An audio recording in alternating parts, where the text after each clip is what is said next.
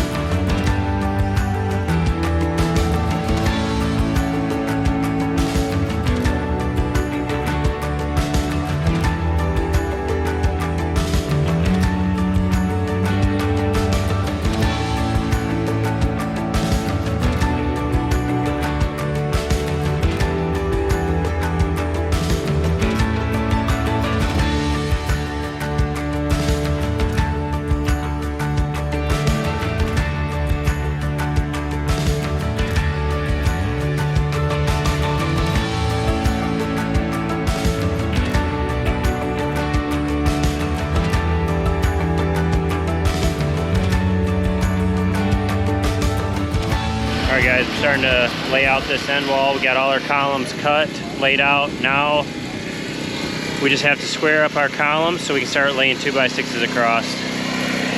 So what I will do is, this is the first column from the end. I'll hook over the edge. Well, first of all, I have this fastened in my bracket with some screws, so it stays where I want it. So this bottom will stay where it's at right now. So I'll hook over the edge, go out to my string line or my mark.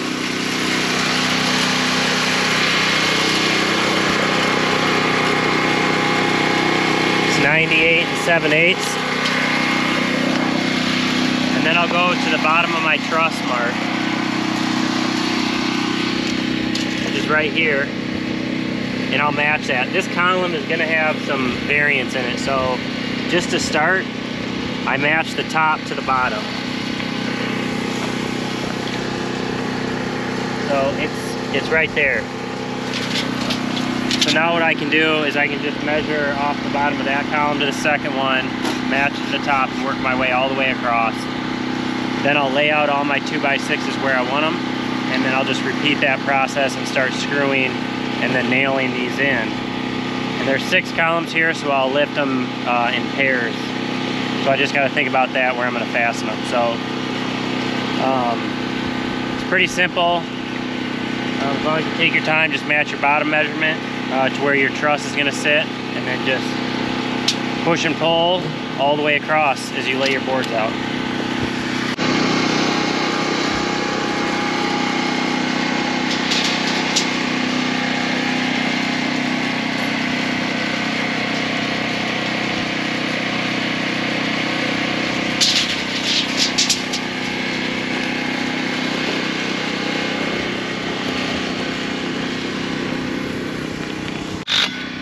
I can tell this one's off just by the way it's sitting in this bracket. So I'll get a measurement at the bottom and then go move the top before I finish securing this.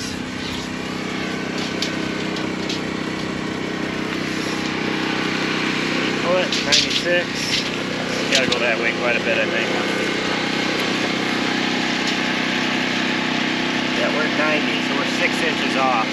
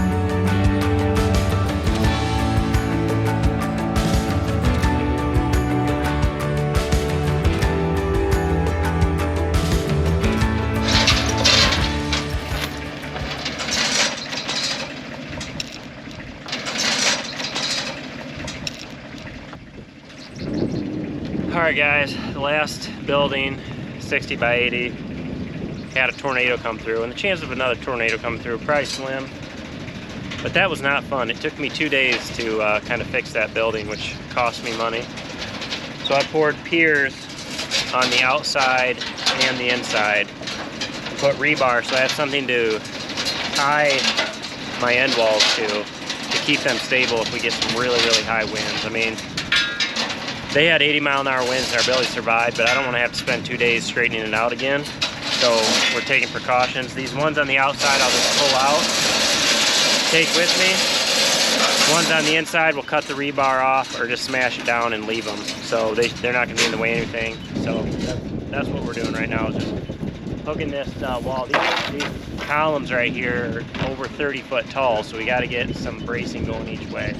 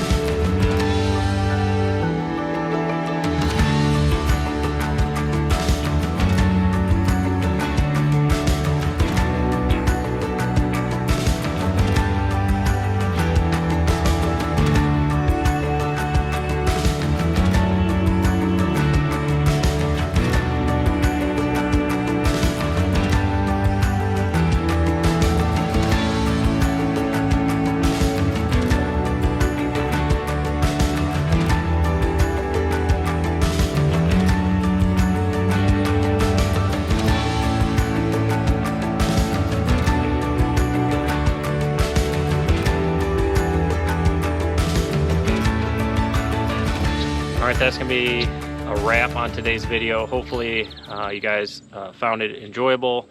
Next video is going to cover trusses and purlins, and I go into depth on how we overlap purlins, all that kind of good stuff. So if you haven't already, hit that subscribe button, share us with your friends, family, whoever, and don't forget we have a Patreon for self-builders where we talk about different self-building topics. We have design services. You can email us at design@mrpostframe.com. We have a plan audit where I personally will look over your plans that you already have and give you any recommendations. We have lots of services, so check out our website and all that. We appreciate you watching, and we will catch you on the next video.